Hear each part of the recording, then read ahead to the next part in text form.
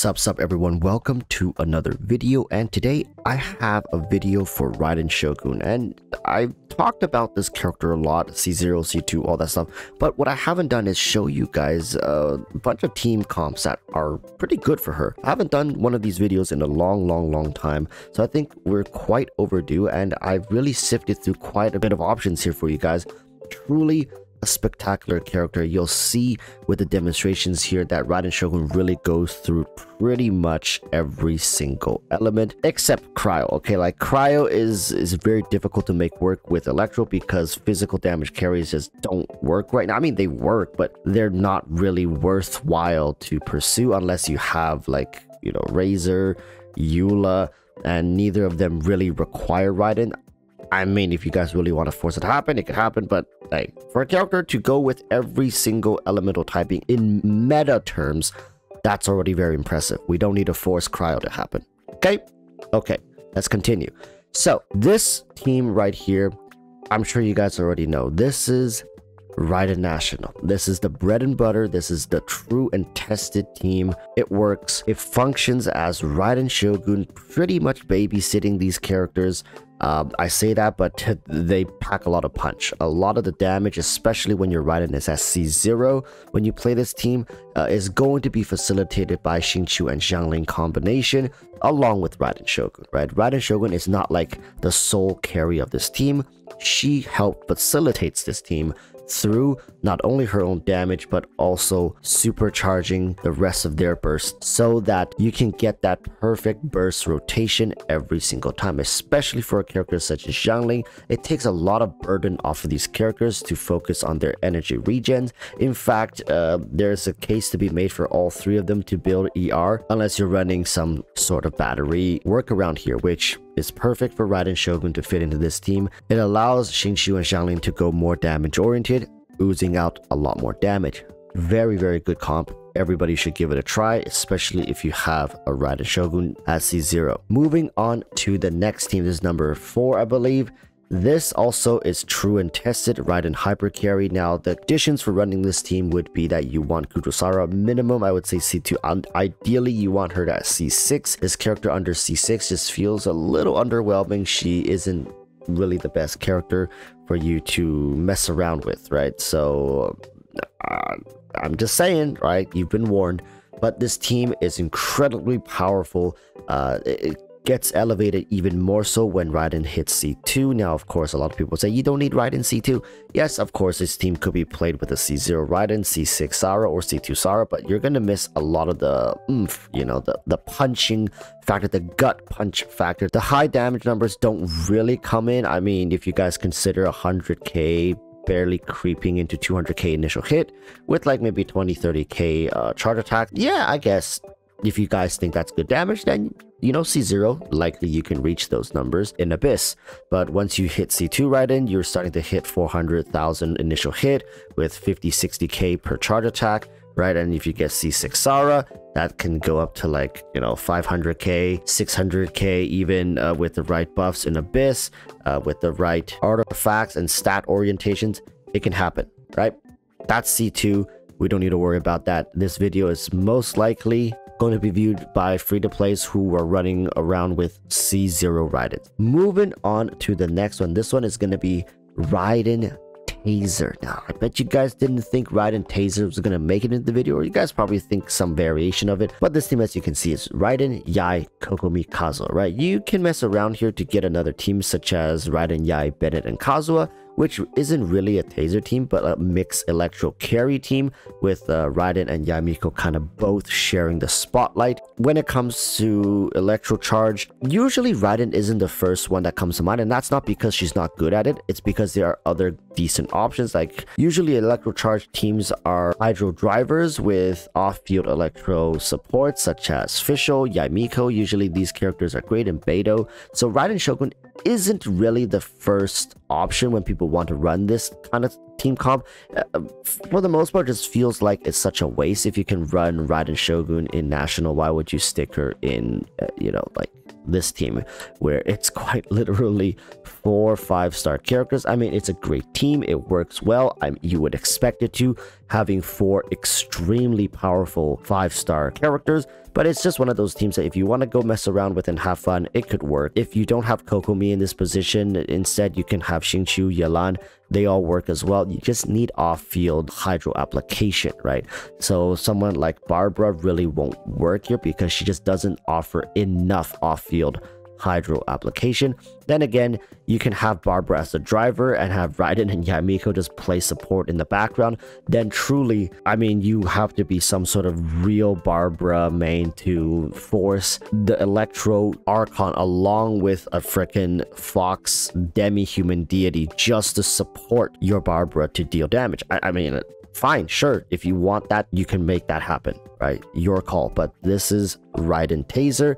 It's pretty fun, but likely not the best option out there. Moving on now, this is Raiden Aggravate. Okay, Raiden, Nahida, Sarah, and Kazuha. So in this team, a lot of you guys would immediately say, Walrus, why is Sarah here? Don't use Sarah. Sarah is terrible. And I agree, right? If you don't have Sarah, minimum C2. I really want to say C6, right? Like, if you don't have Sarah C6, don't play this team. But 99% of you are likely going to find much more success with Fischl, right? If you guys have Fischl in this position, just run Fischl, right? Fischl is going to provide the off-field electro application. Fischl is great for damage support. She just is amazing. A great character. She has some self-sustain. If you guys notice, this team has no healer. So really, you're just relying on quick swapping, using burst animations, maybe iframe some lethal hits, and yeah, have Raiden come in, one-shot things along with Nahida. It's just that easy, right? Just don't get hit. But yeah, Raiden Aggravate, we're starting to get into the Dendro stuff, and you guys likely will know what's the last option here. But just mentioning Aggravate, it's kind of an inferior team comp compared to what's about to come up next, which is Raiden Hyper Bloom.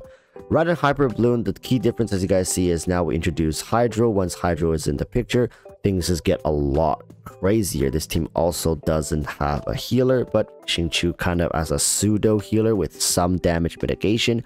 As long as you're playing your cards right, you should be fine through most of the Abyss. Now, if you're trying to run this variation of the team for the second half of the Abyss, you're probably going to find yourself in a world of pain, especially with Corrosion. So pick and choose when you want to run this variation. But you see, here's the beautiful thing about Raiden Hyper Bloom, okay? So you can run this variation, Raiden, Nahida, Xingqiu, Kazuha, or you can drop Kazuha and you can bring, where is she? You can bring Kokomi. You can run double Hydro here. It's fine. Yes, you are losing the Viridescence from Kazuha, but it's not a make or break situation. If you need survivability, you need survivability. Don't worry about the damage, my friends. This team doesn't lack damage. For the most part, this team lacks survivability, and in most cases where you would find difficulties running it, it's survivability. So that's why other variations include, you know, Zhongli variations here. If you don't want Kokomi, you want Zhongli. That's cool as well. You get some, kind of like you get half of the Viridescence, but the effect is actually better here in that it also shreds all three of the elements for the enemies while having a longer duration debuff from his shield, right? So you have 20% Hydro, 20% Dendro, and 20% Electro Shred for the enemies, which all three elements are constantly dealing damage regardless. So that's why having Zhongli here isn't really like a huge waste. Whereas having Kazuha, yes, you have 40% shred, whereas Zhongli only has 20%. But with Kazuha, you can only shred one element, and it's for half the duration of Zhongli's shred aura. So I believe Viridescence was 10 seconds, and Zhongli's is like, what, 18 or 20 seconds. So pick and choose. If you just want to front load damage, then sure, Kazuha is better. If you are struggling to survive and you still want to keep some shred, Zhongli is good. All right, and of course, Xingqiu here can also be replaced with Yelan if you want. Whatever you have, whatever you can spare. All right. So truly, this Hyper Bloom team is like a gift from Hoyoverse to us, that they're basically telling us, you know, yes, Nahida is here. Yes, the Andromeda is going strong, but we haven't forgotten about the past Archons. We haven't forgotten about the past metas. Right now, it's truly all open for people to interpret how they want to play, what they want to play, especially with a character like Raiden Shogun. And every single comp I mentioned here, everything could be played at C0. There's no such requirement for you to have a C2 Raiden, and most of these teams have free-to-play alternatives. If you don't have Kazuha here, there are plenty of Viridescence users, right? I'm just showing you guys the ideal variations of these teams, like if you can scale them up to this point.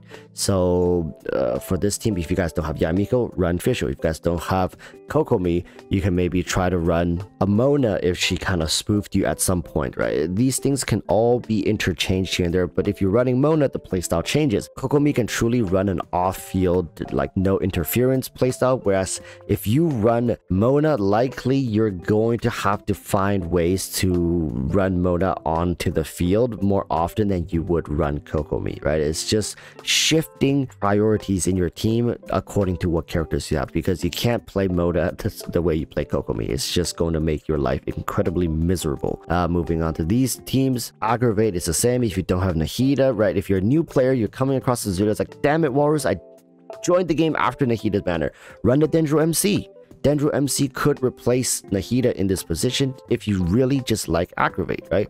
If you don't have Fischl, you can try Beidou, right? There's a lot of options here in the game. This is a good thing about playing Genshin in the post 3.0 era, is that there's so many characters to choose from, and even here you can run Kuki Shinobu if you have invested into her. If you have Dori, you love Dori, you can run Dori. Having a healer in this team is going to be great. Healer plus Electro application, that's probably the ideal situation for some people if you're not a top tier gamer who can just like dodge attacks and iframe lethal hits. So all in all, I think these teams are great fun. I think these are some of the best Raiden teams right now that you can play, and if you're picking up the characters, or if you're getting C2 Raiden, these teams just get better and better. They age like fine wine. It's not like, oh, I have C2 Raiden, these teams don't work anymore. No, C2 Raiden works just as well. All right, people, thank you guys so much for watching. Have fun. If you have any Raiden teams that you think I missed that deserves a spot on this list, leave them down below, and maybe I'll make a follow-up video if there's enough teams that I missed, but I don't believe I missed that many. All right, till next time, urge you to stay safe. Peace, bye.